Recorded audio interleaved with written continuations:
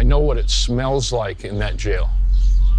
I know what that girl looked like when her lips turned purple.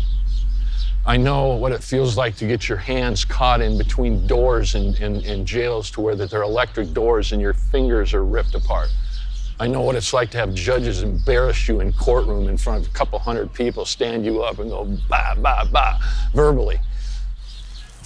I had a liver transplant 5 years ago. He wants documentation. Documentation.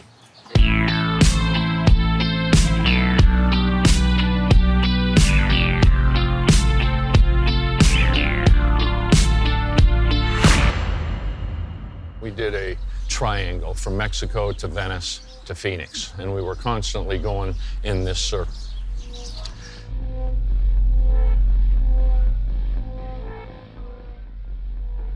After a couple of years into it, we got to the point of needing more room and taking different women with us, whether it was our girlfriends or friends as friends.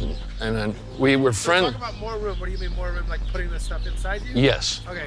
And then how did you put it in condoms. Okay. And so then, you just put it in and swallow yeah, it? sometimes swallowing, sometimes rectally. And if it's a female, then both, or all three.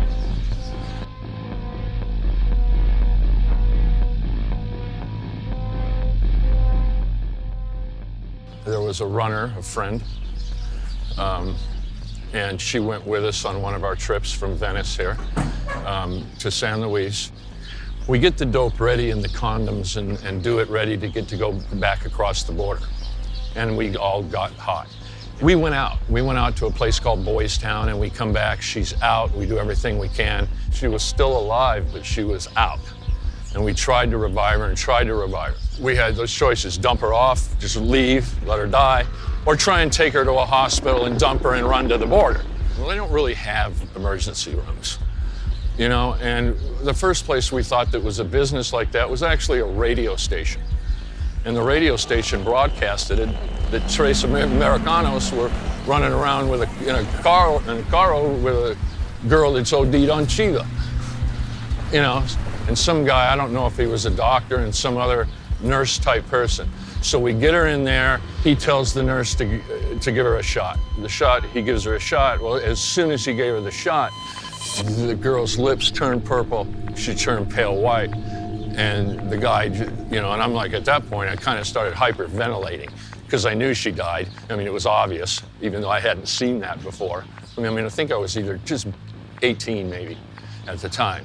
The doctor one of them put the sheet over her head, and I remember there was a little bench on the side of this hallway, and I kind of went back and I sat on this bench and I looked up, and on both sides of the hallway were federales with their AKs sitting there like that, and they just walked towards us, handcuffed us, and took us to jail.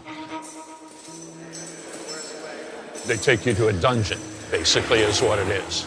There was this one guy in there, and he was like the biggest, baddest guy in there. He was like Mike Tyson. He was like 5'10", 220, and he big jaw, big round face, and he was loco. He was flat nuts, this guy. And the guy comes up to all three of us, and he just looks us up and down. You belt. My belt I couldn't get it off fast enough. Seriously, you didn't mess with this guy.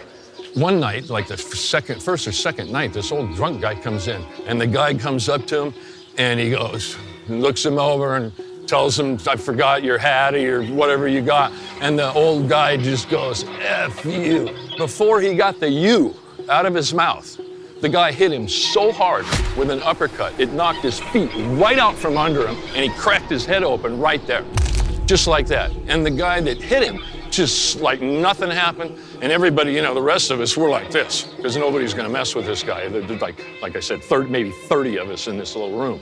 And so he just methodically went through his pockets. So after about the third day, they pull us up into the police headquarters. I'm I think he was the chief of police. I'm telling him my story, and he's telling me I'm lying. And finally, he just stands up out of his chairs and goes, the charge is murder. And, you know, I'm like, you know,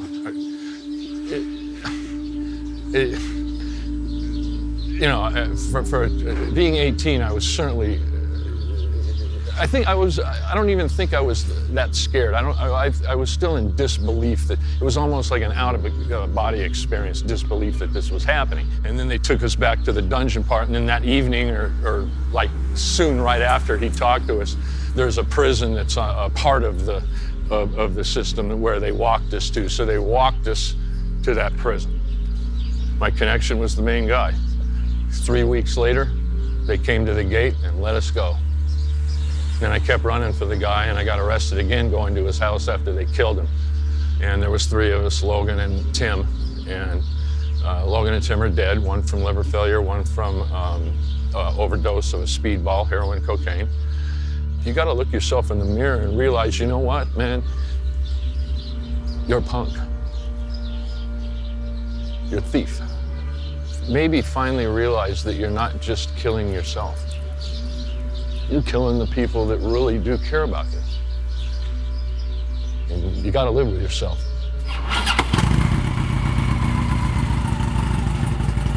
Incidentally, I've been clean 38 years from any kind of hard drugs, including pills, coke, speed, anything, for 38 years, October 22nd. I ended up in Chico State and finished my schooling in 3.5 semesters, and then lived in Austin for 5 years talking to high school kids and working with kids in high school.